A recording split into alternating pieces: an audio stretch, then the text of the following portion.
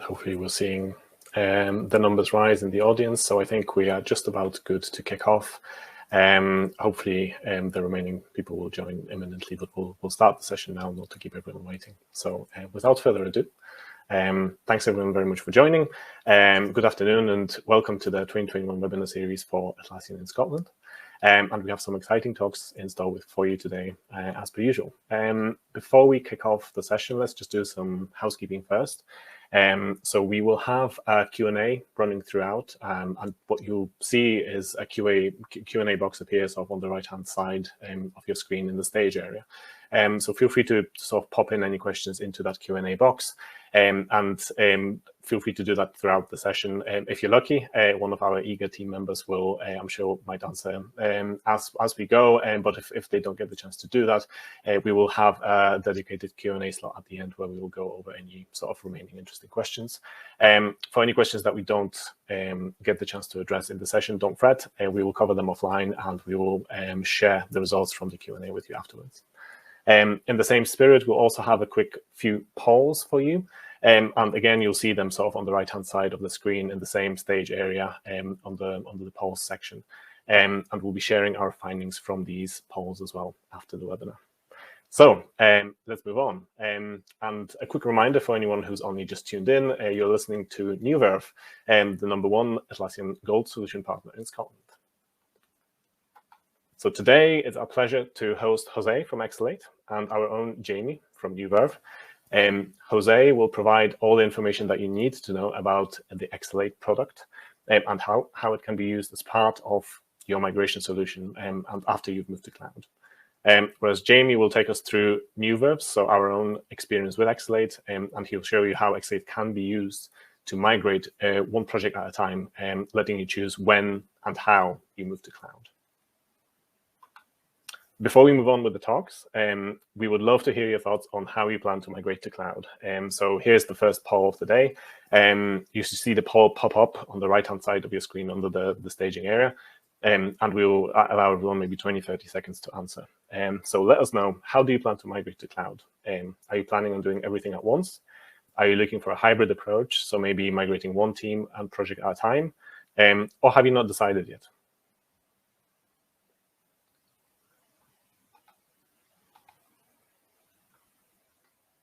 And I'm thinking the votes here are quite split. So we're seeing some results against hybrid and undecided. Actually, hybrid is now taking the lead. So migrating one team or project at a time seems to be the sort of sensible default for everyone, or almost everyone on the poll. And thanks very much, everyone, for your contributions to this. Let's move on then with the talks. So now it is over to Jose to tell us more about integration and migration with Exalate.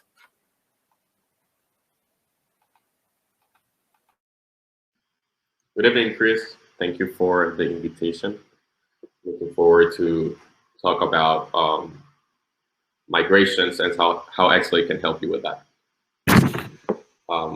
Next, I'm going to share my screen and show you a little bit how Exalate could be part of your migration between different tools, either from other issue tracking systems like Azure DevOps, ServiceNow to Jira, or Jira to Jira migrations. So I'm going to go ahead and share my screen, and let me know when you can see it.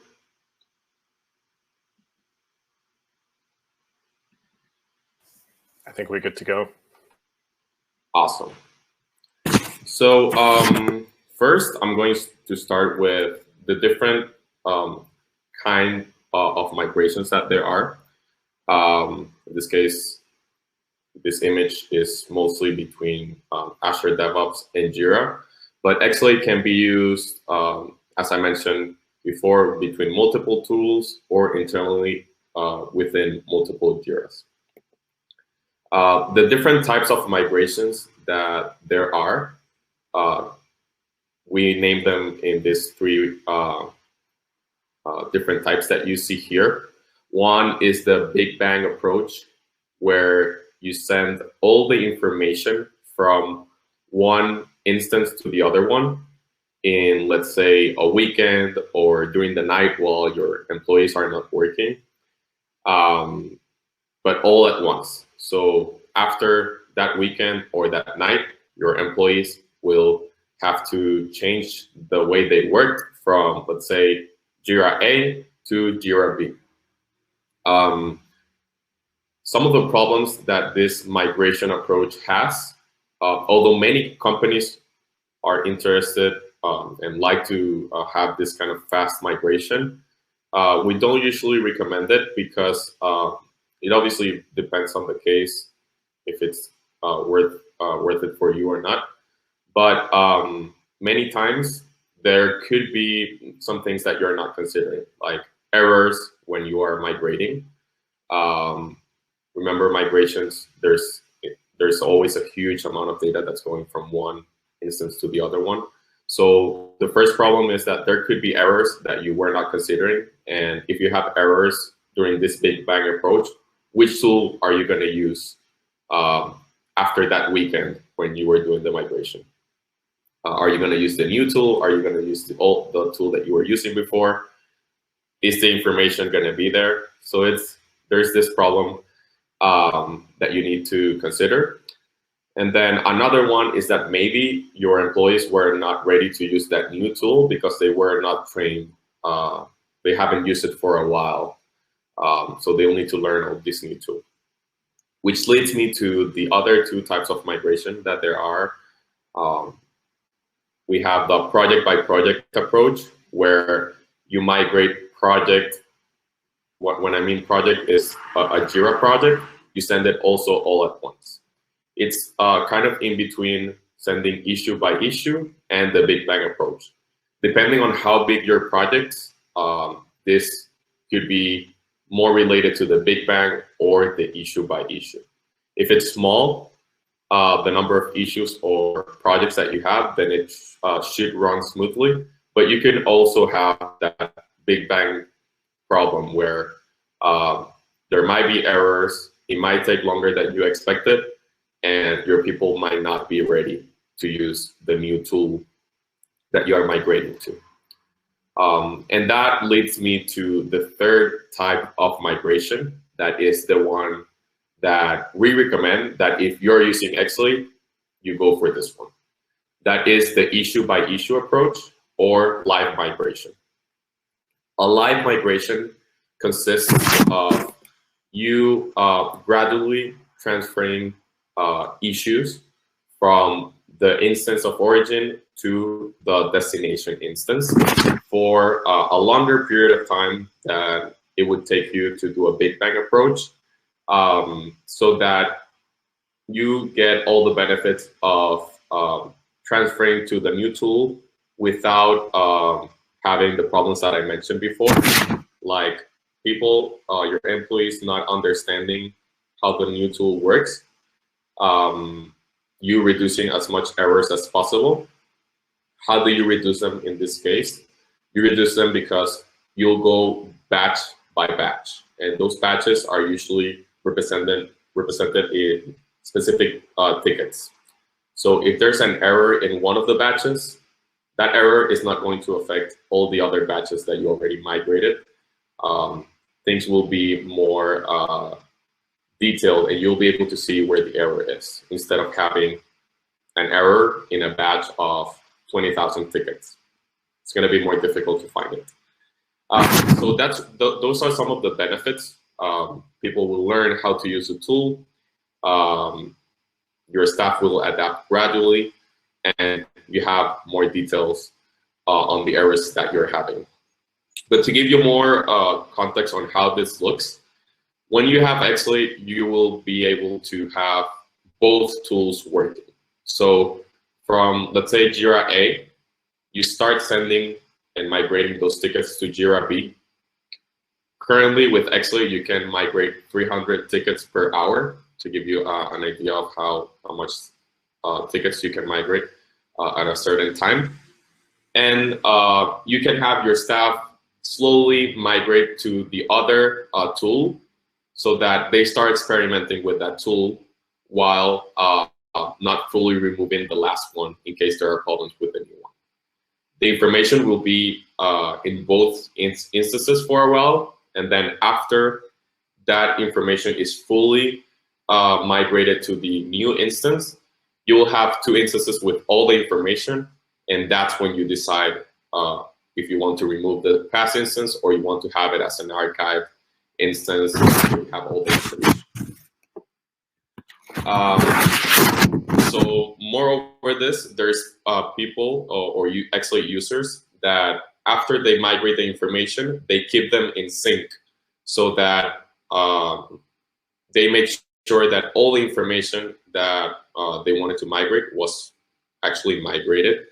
The information, again, will be on both sides for a while. And then once they make sure that all the fields and values that are should be populated on the new Jira are there, then that's when they deactivate it. The image you see on the right are some of the trackers that we support for migration and integration. Doesn't have to be Jira to Jira. It could be ServiceNow to Jira, GitHub to Jira, Zendesk to Jira. We currently support 7 systems. We're now including CRMs. So Salesforce is one of them now that we just released for early access program. You don't need to necessarily migrate one instance to another. It could be multiple instances to one. So that maybe your information is divided between multiple instances. You can actually create multiple connections for the receiving instance so that it receives information from those 2 separated instances. So that's something that it's one of our differentiators. You can have multiple connections and all at the same price. It's a price per instance and number of users, just like any other add-on. So let's get to what is the information that you can synchronize with Exalate. With Exalate, you can synchronize issue data. So any Jira subproduct like Jira Software, Jira Core, Jira Business, Service Desk, any version of those products that has a ticket structure where there is summary, description, comments, attachments, custom fields, all those values can be migrated and synchronized between multiple Jiras or the products that I just mentioned. So as you can see in this slide, you can synchronize issue types, labels, priorities, statuses. And the best thing about the flexibility of Exalate is that you can decide where those fields will land on the other side. I'm going to expand on that. So you don't necessarily need to have a label field called, let's say, status in the receiving Jira for you to be able to receive the status value from the point of origin Jira. So you can send the statuses or the issue types to a custom field on the receiving Jira. It's up to you where you receive those values. You can configure that in the Exalate configuration. As long as you have your existing fields and values, or dropdowns in the landing Jira, you will be able to send all that data from the original Jira to the new Jira through Exalate. So that's a little bit of how the configuration is done. It's based on the fields and values that you send from one side to the other. We do not migrate configuration of the projects. So you will need to have either another tool or set that up manually so that in those landing projects that you have in the new Jira, everything is configured before you send all the values. So if you have, let's say, you want to send a custom field from Jira A to a custom field in Jira B, Exalate is not going to create that custom field in Jira B. That custom field needs to already exist there so that the value gets populated by Exalate. And Exalate is basically going to be like a new user in your instance that will do it. It'll look like if there's a user doing everything, but it's actually Exalate that's doing everything for you. Some of the use cases that we support are not only migration. Actually, migrations are a few part of our use cases. We have tons of live integration use cases where multiple companies talk to each other live. So let's say I'm in company A and there's another person in company B. We connect our instances, and then what this means is that my tickets will be sent to their instance, and any update they make in their tickets, it's going to show up in my ticket, and that's going to be back and forth. So this is useful to collaborate either between multiple departments or multiple companies that have a specific project in common. It's used for merchant acquisition, project collaboration, support and development connection, and also, as I just mentioned, all this that I explained, also for migrations.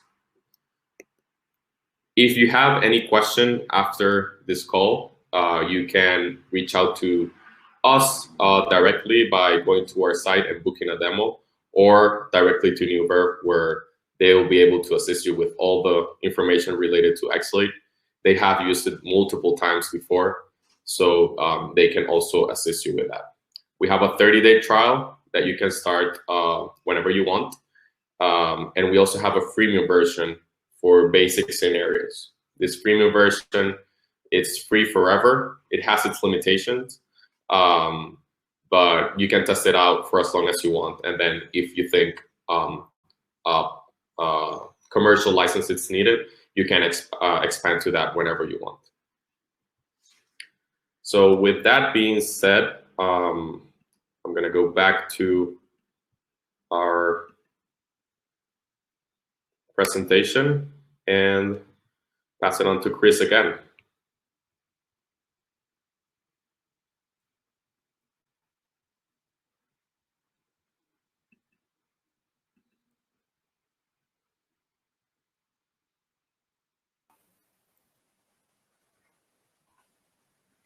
That's awesome. Thanks, Jose.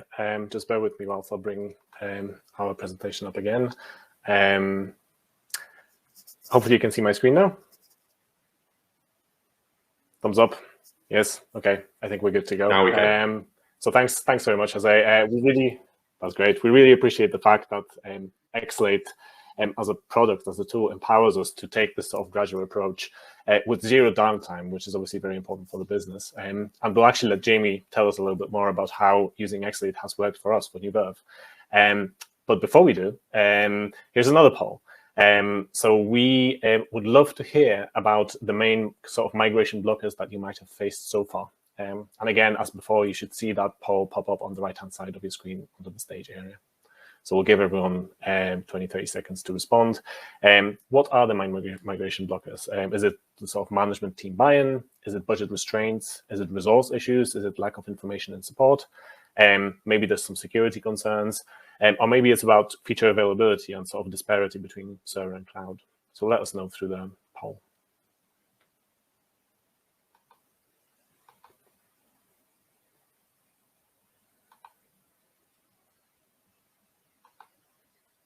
And I can see that we have a fairly even spread across most of the issues. So apart from the lack of information and support, I think we have votes against each and every one of them, which is a very interesting picture. So I think that's really helpful to know that everyone's got concerns in various different areas. I would encourage you, if you do want to discuss those concerns further, please reach out to us, and we would be more than happy to help you. But for now, let's move on.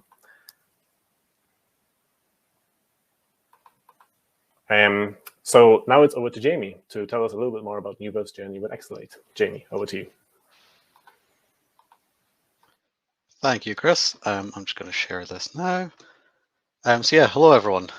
My name is Jamie. I am a technical consultant within New Verve, and today I'm going to kind of talk over our journey with Exalate, the problem that we had, how we sort of managed to fix it with Exalate, and also to give a quick demo to show how Exalate works in practice and give everyone some real life context as to what we've kind of discussed today so far. So first off, we're going to look into the available options for migrating to cloud and what our available options were for migrating in general, and also why we decided that a hybrid setup to cloud was the right fit for us at this moment in time. So as we know from the previous webinar from this series, when migrating from server, there are three main options. We have data center, hybrid approach, and of course the cloud. So Verve's future is cloud focused, and as such, there are a lot more benefits for us to move to the cloud compared to DC. However, your mileage may vary within your company. This being said, we did have to still maintain some certain functionality that was only available on server and within certain third-party apps on server that only they could provide. So we'll cover that problem soon, but this kind of cemented the idea that while we wanted to kind of establish a footprint in Atlassian Cloud and take advantage of the benefits it has to offer, we also kind of needed to remain in server in some capacity. So all this being said, the hybrid approach was our kind of solution for this. Now that we've chose hybrid, it brings us to our next question and the purpose of this presentation, which is what is the best way to achieve this? So there are a number of ways to do this, whether it's an automated import every night, whether users manually duplicating their tickets and tracking information on both sides, or using an issue syncing app. There are other approaches, but those are the ones that we've focused on so far. So for this, we decided we wanted to explore issue syncing apps to ensure the least disruption from our team, for our team, and also the least implementation effort to make sure that we could focus on other things. So what was the problem that we faced initially? Well, we'd created a project in our Jira Cloud instance to cement our cloud footprint and begin the transition over. However, with most of our work still being tracked on server, as well as some reporting, work logs, and accounts to third-party apps, we needed a solution that would consolidate work no matter where it was being tracked into a single source of truth. So as mentioned, there were certain limited reporting capabilities on cloud, as well as the third-party apps that we have. There was a lack of feature parity from server and cloud. And also the reports we'd put a lot of effort into on the server version, and we wanted to kind of maintain that in the best way possible while we kind of waited for the features to become available on cloud. So with all this in mind, we kind of set out our requirements as follows. So we needed to set up a sync between Jira Cloud and Jira Server. This was a slightly unique case in terms of migration, as we were migrating from cloud back to server instead of the usual server to cloud. Of course, this is not a long-term permanent solution, but it instead provided us a healthy stopgap to allow little disruption to our team with maximum benefits and to ease our transition to cloud. So while this case may not be the norm, it does show the power that issue syncing has over these hybrid setups. It's a very versatile approach and suits almost all scenarios. So no matter what your situation is, probably at least a kind of fit for it. So knowing that we need to set up a sync, we then had to decide on what fields we deemed necessary to sync over. So we had the kind of main ones being summary, description, work logs, status, resolution, and we also had various custom fields that we needed to be synced as well. They were of various types, but they were mostly standard Jira custom fields. So now we had the requirements and we knew what we were kind of looking for in an app. We had to conduct our app audit. So this involved looking into multiple issue syncing apps that were available on the Atlassian marketplace and then ranking them in terms of certain criteria. So for example, these were platforms available, so ensuring that the app would work on our Jira Server version as well as the Jira Cloud platform. We needed to make sure that the data was supported, so the custom fields and the fields in general that we wanted to sync, that they were all included within the app and that we wouldn't see any like foreseen problems there. We wanted to make sure that the capability of the sync was also beneficial for us, so we can get one-way or two-way. Obviously, kind of obvious what they do, but we were mostly utilizing a one-way sync for this problem, and we just had information in cloud that we wanted to go to into server, but we were conscious of the fact that a bidirectional sync would be useful and preferable for any future migrations that we're planning on doing, and also just to make sure that that was covered. We also looked into the customization available, so the ability to include whatever fields we needed, exclude whatever fields we didn't need very easily, make sure we knew, like it was easy to pick what issues we needed, everything like that. And lastly, the easiness of the setup. So this involved downloading each of the apps and kind of doing a quick run through for each of them, setting up a connection, kind of testing a few tickets just to make sure they work, and kind of gauging the difficulty from here for each of the apps. So with all that in mind, there was a clear winner, Exalate, of course. They were supporting the correct platform we needed and the data types we needed for the sync. They also had bidirectional syncing and a very flexible and customizable rules option, so we could include exactly what fields we needed from each side of the sync. The setup was by far the easiest of the 3 apps we looked into, and we were up and running in less than an hour on the first kind of test run, just getting like tickets to sync back and forth. Now that we've chosen the app and kind of we know what we're doing, we now need to start implementing the sync. So our strategy for this kind of implementation was we were going to carry out the migration issue by issue. So as mentioned, we only needed certain fields and we also only needed certain issues. So it didn't make sense to send everything over just for the data to be redundant on the other side. We wanted to make sure that we only synced the relevant items that we needed. We wanted to maintain the same interaction so that there was no big changes to how we approached our work, but we did benefit from consolidated reports and consolidated data. So users shouldn't notice a difference when we've implemented the sync to when we hadn't. They should just keep working as is. And as mentioned before, we also wanted to make sure that we had a single source of truth no matter where any of the data was being looked at. So whether that is within the server reports, within the cloud issues, within the server issues, everything would always be up to date and the same. So now we have our strategy and the app installed, it was time to actually run through our execution. So we had 3 main steps here. Our first step was to create the target project on the server side. So remember, we're migrating from cloud to server. So this involved creating the project and also all the project configuration. For instance, like the workflows, the screen schemes, everything like that. Unfortunately, that's not covered by Exalate. It's very much an issue by issue sync, as Jose mentioned. So yeah, we had to create the target project. From there, we then connected the 2 instances, so our cloud and our server instance. This following a process of initiating the connection on one side and then accepting it with a code on the other side, and that links them up. And then we updated the sync rules to include the work logs and anything else that we deemed necessary at that point in time. So the sync rules are the heart of the synchronization. They tell Exalate what to include, what to not, and also, like as Jose mentioned, being able to like map certain fields to other fields within the other instance. They don't necessarily need to be the same as long as they're like similar types. So yeah, we spent some time modifying those. For step 2, we then ran a test run. So we added a trigger to let Exalate know when and what to sync. These triggers are within a JQL format, and they can be updated at any time to reflect more or less scope, so including more or less issues. The fact that it's JQL is very good. It's a great advantage, as most users of Jira will already be familiar with it, and it's also there's a lot of like customization possible when syncing with like making sure that you have a certain scope of issues. With this trigger made, this was just, as mentioned, to capture a single issue. So we just wanted to make sure that everything was working as we expected it to before we actually bulk synced a lot of the tickets. So once we had this issue in place, we then ran the bulk Exalate feature on the test trigger. So this bulk Exalate is a feature within Exalate that allows you to capture all the issues within a certain JQL query, this being the trigger, of course, and then synchronize them with the destination instance. So you can do this singly, if just by ticket, issue by issue, or you can use the bulk Exalate, which will take all the issues included within the JQL and then include all of those when conducting the sync. So yeah, we ran this on a single issue and it worked as expected. So we then moved on to a production run. So we modified our trigger query to be more inclusive of all the issues that we wanted to change. And then we ran the same bulk Exalate command and essentially reaped the rewards of that. So now we had all our tickets migrated and them all synced. What do we do? Well, we can leave it for as long as we need, as long as it matches our requirements.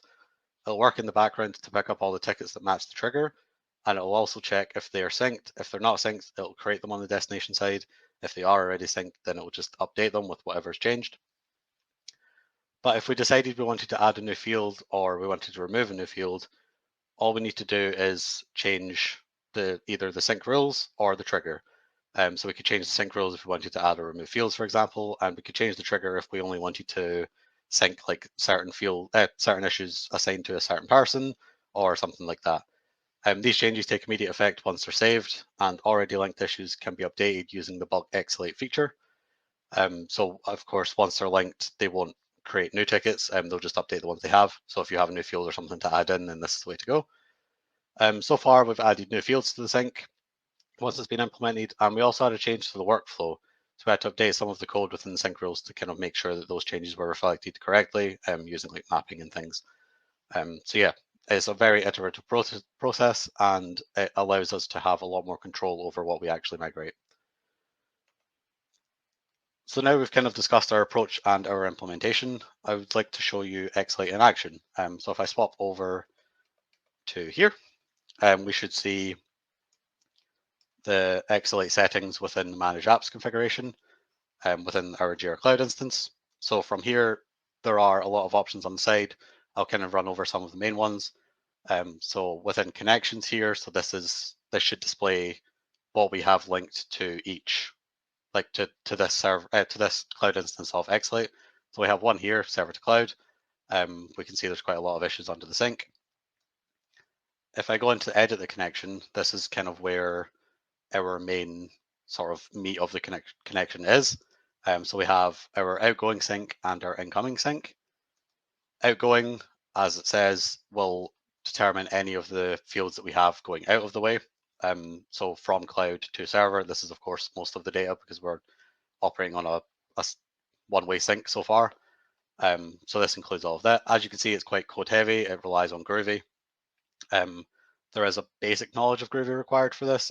There is a lot that comes kind of default by Exalate when you install it. So all of these kind of comments, they're very informative in telling you what kind of format to write the code in, and also what to expect from it.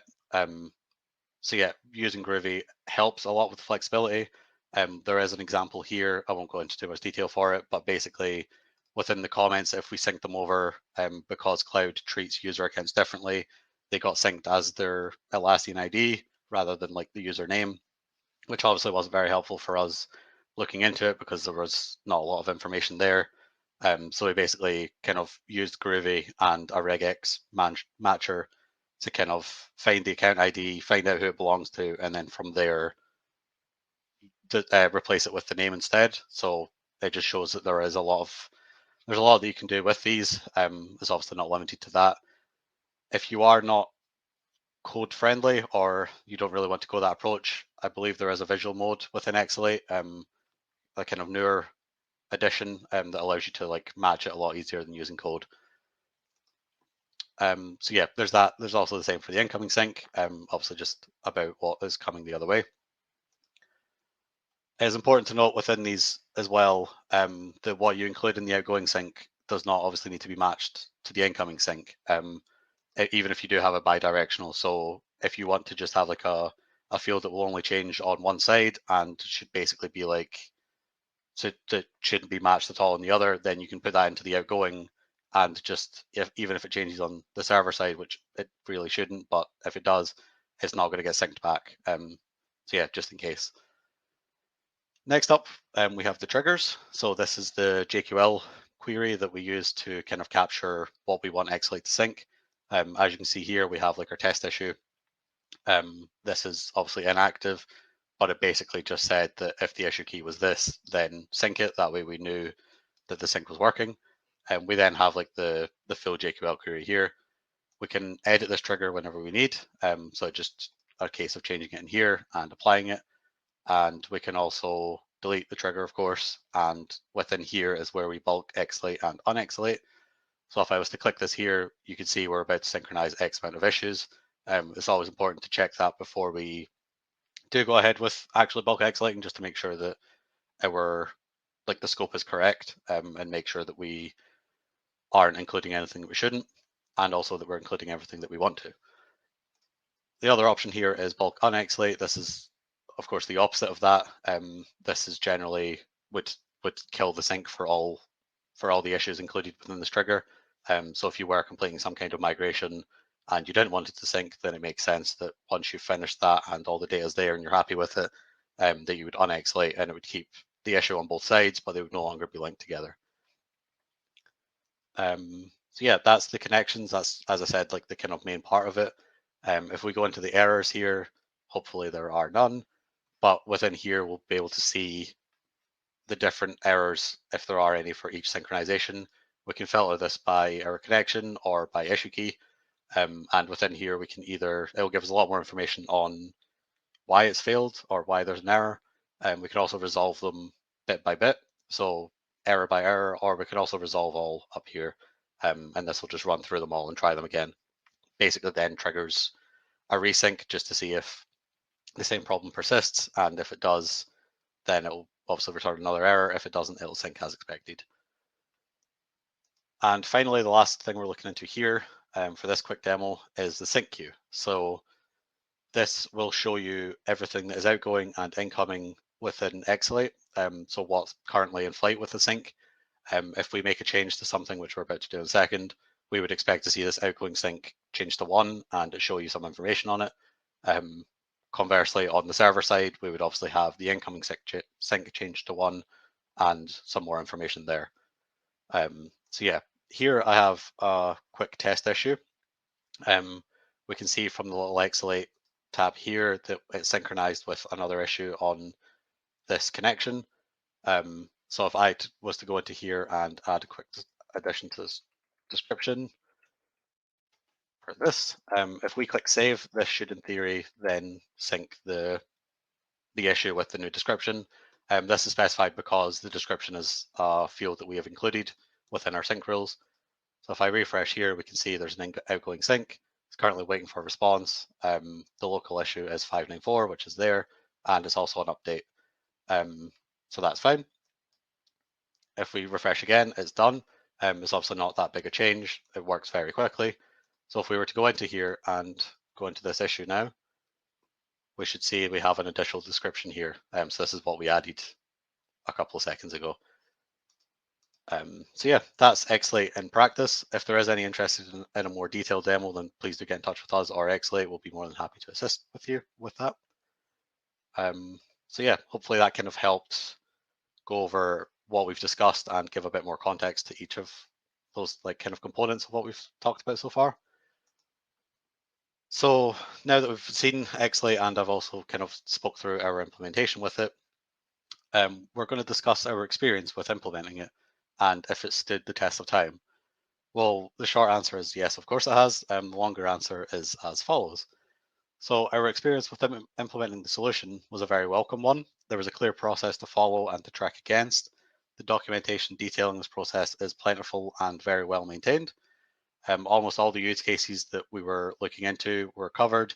There was code examples and the kind of steps to implement these were all there within the documentation. Anything that we kind of found that we needed discovery from the requirements was easy to find and also easy to work out if it was suitable and if it would work. And of course, no kind of task like this is without problems, albeit ours were mostly self-inflicted, but the Exalate community and support desk were very helpful with that. They were an asset and we got there with pretty much no major issues and a lot of lessons learned that we will go on to. So since completing the implementation, the benefits of this have definitely been realized by us. So it is a silent solution, so there's no need for any interaction from the users. So that was kind of in line with our strategy. We wanted to make sure this wasn't the case. So there's no need for interaction on a daily basis after the setup. Of course, if we want to change or tweak things, we can, but for the most part, it works on in the background without any kind of problems. We also get the benefits of utilizing Jira Cloud's new features, as well as still maintaining all of our existing reports and our data on Jira Server. As mentioned, there was no change in approach needed from the users. They could work with the issues in the exact same way that they did. Everything else was being done in the background. And finally, there was no discernible downtime for this migration, as we've mentioned in the previous, as Jose mentioned in the previous presentation. So there was no loss of services. We could could continue throughout, and there was very little kind of interference to the company by this. So our future plans for hybrid migration. We continue to keep migrating individual projects to the cloud on a project-by-project basis. As was alluded to in Jose's presentation, it's more like an issue-by-issue one, but for us, we're basically just doing one by project for now. We also then sync back to the server instance for reporting and consolidation if needed. As we go on, this may not be if like the kind of feature parity gets improved and we can kind of work from cloud mainly. And most importantly, it allows us to kind of migrate at our own pace and ensure that we don't incur downtime across any of our teams on a consistent basis. So yeah, I alluded to some lessons that we learned. So we'll kind of go over them now. So we learned that migrations no longer need to be a daunting task to people. The hybrid approach especially helps in ensuring that the change isn't too fast too soon. We can ease ourselves into it, and we don't actually need to compromise on existing reports or customized functionality to realize the benefits of the new infrastructure. We can still maintain all of that while still getting those benefits. I also learned that there's almost always minor unforeseen problems, hopefully usually minor, whether it was data that we missed from our initial migration within like the sync rules or our Groovy code having some kind of error within it.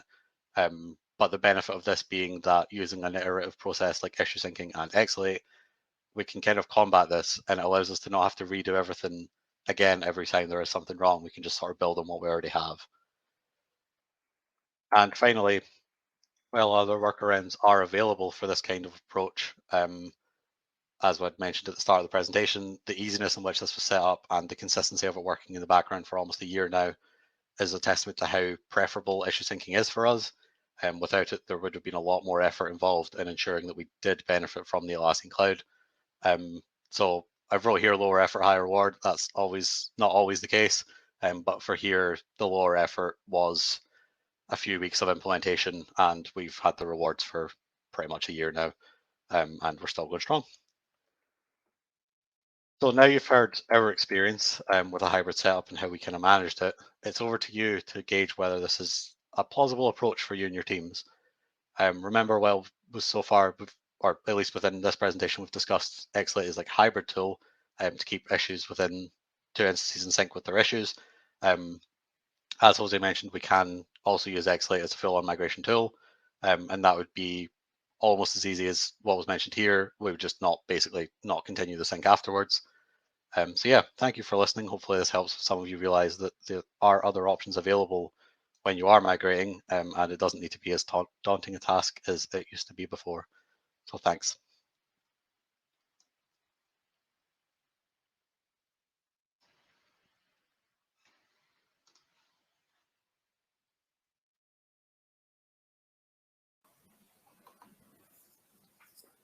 That's fab. Thanks a lot, Jamie. So we hope that has given people a bit of a taste there of what it is like to migrate and integrate with Exalate. And if this has thrown up any questions for yourselves that you would like answered, I'll again encourage you and reiterate that we're here to assist in answering those questions. So give us a shout. And then before we move on to the Q&A, we'd love to hear your thoughts on whether this sort of hybrid approach to migration would actually solve any of your migration blockers that we asked about last time. And again, you should see a little poll pop up on the right-hand side of your screen under the stage area. So would that approach solve any of these blockers? Let us know. Yes, no, or not sure.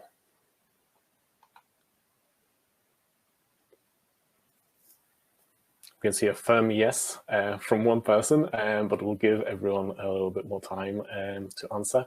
And I think we have a sort of firm vote of confidence here that the yes answer is building up quite steadily. We have some no's and not sure's. So again, for these cases, if you would like to discuss them further, reach out.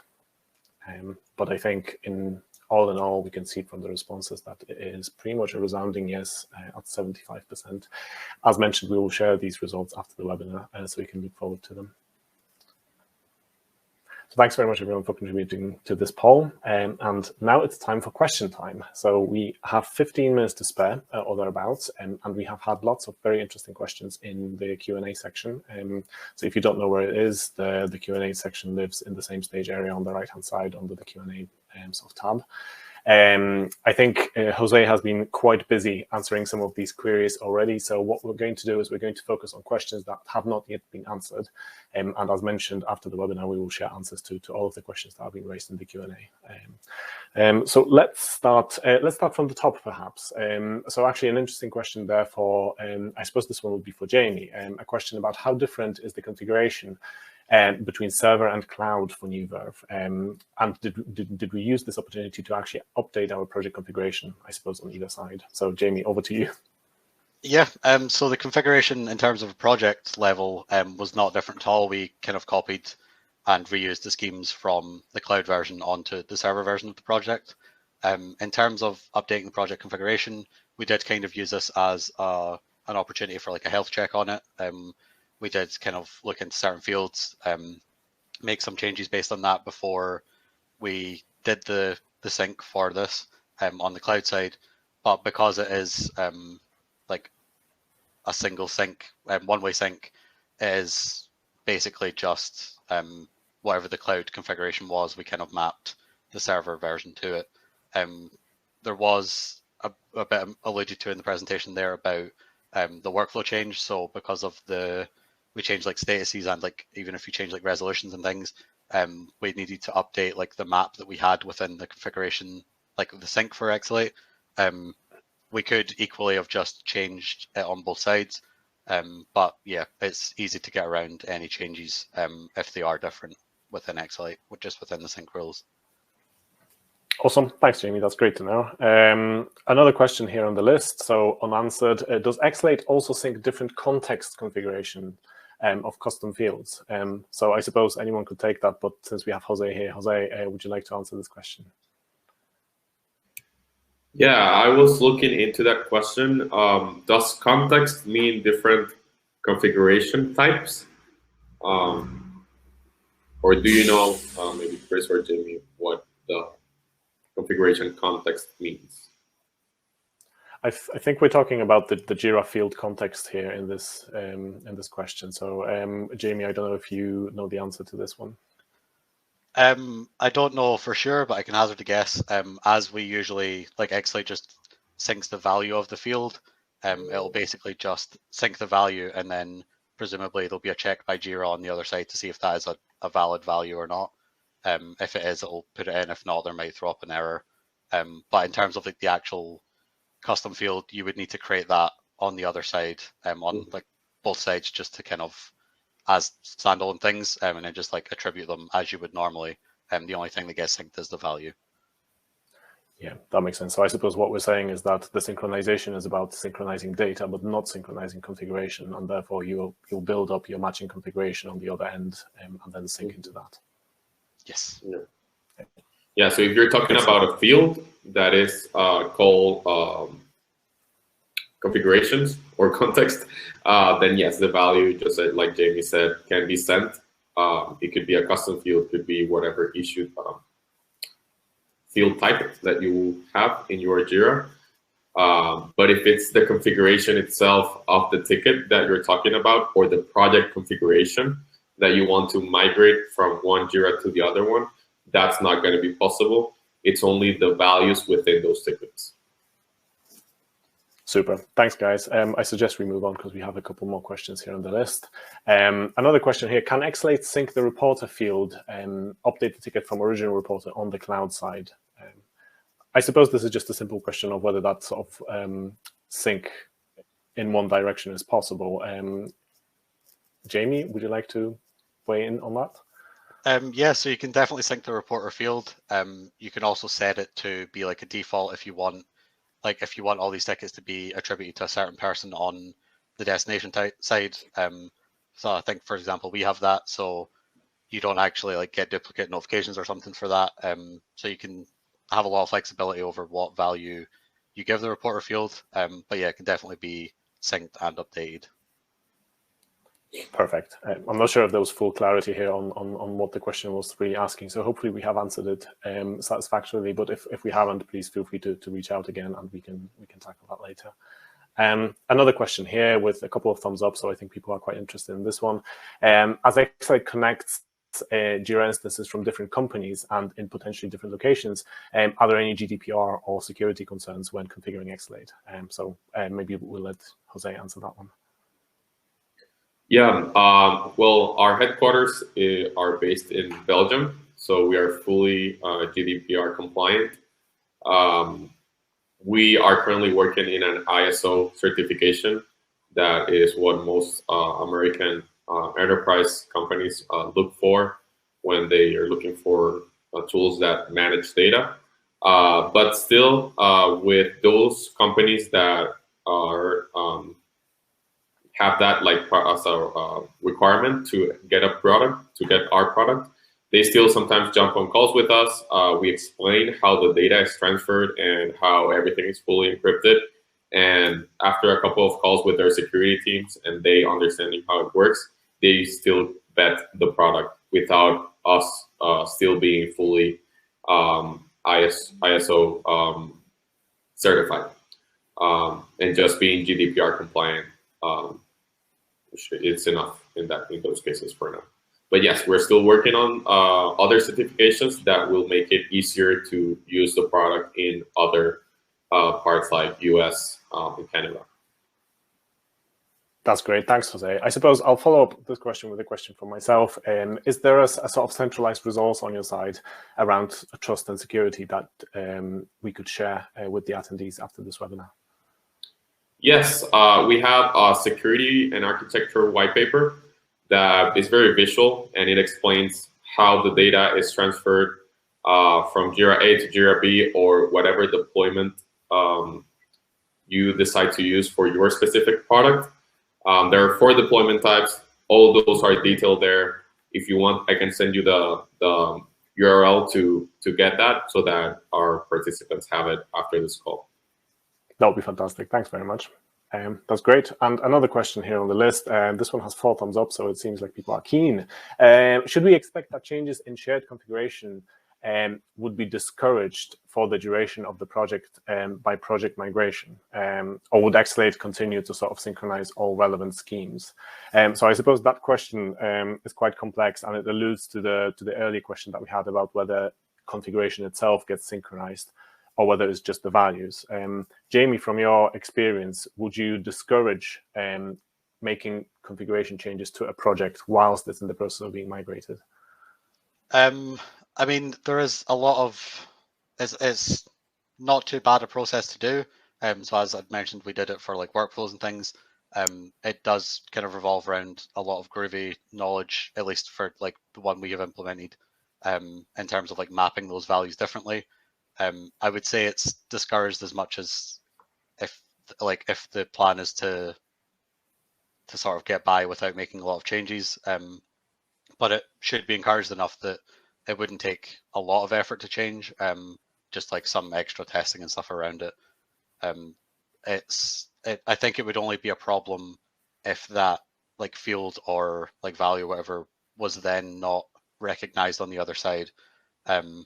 So like the configuration would run as expected until it came across a value it didn't expect. So like if you were to make a change to the workflow, it wouldn't happen instantly unless you try to like transition to a status that didn't exist or something. Like the sync would stay in place and working until it came across that, and then I think it would kind of throw an error there. But yeah, I mean, it depends on the change you want to make and how much time you have in kind of discovering it and making sure like you can do it and actually implementing it. Awesome. Thanks, Jamie. So I suppose the key takeaway from that answer is if you make your changes, keep an eye on your sync rules. Yes. Super. That's great. Well, with 5 minutes to spare, I think we've covered off all of the questions that have been asked that didn't have an answer. If we, for the questions that we did answer, if anyone has any sort of further follow-up questions, again, I encourage you to reach out. But unless there's anything else coming up, I suppose this is time to wrap up. And with that, thanks everyone for participating. But before you leave, we would love again to hear your thoughts on this time, just how likely you are to recommend our webinar series to a colleague. We obviously have more webinars in store as part of the series, so we would love to see you there. But please let us know in the poll section, just on a scale of 1 to 10, how likely it is that you are going to recommend this session, this series to a colleague. As mentioned again, we'll share the poll and Q&A results after the webinar, and we'll be happy to follow up on further questions if needed. But with all of that, thanks again for joining, and we'll see you at the next event. Thanks. Thank you. Cheers.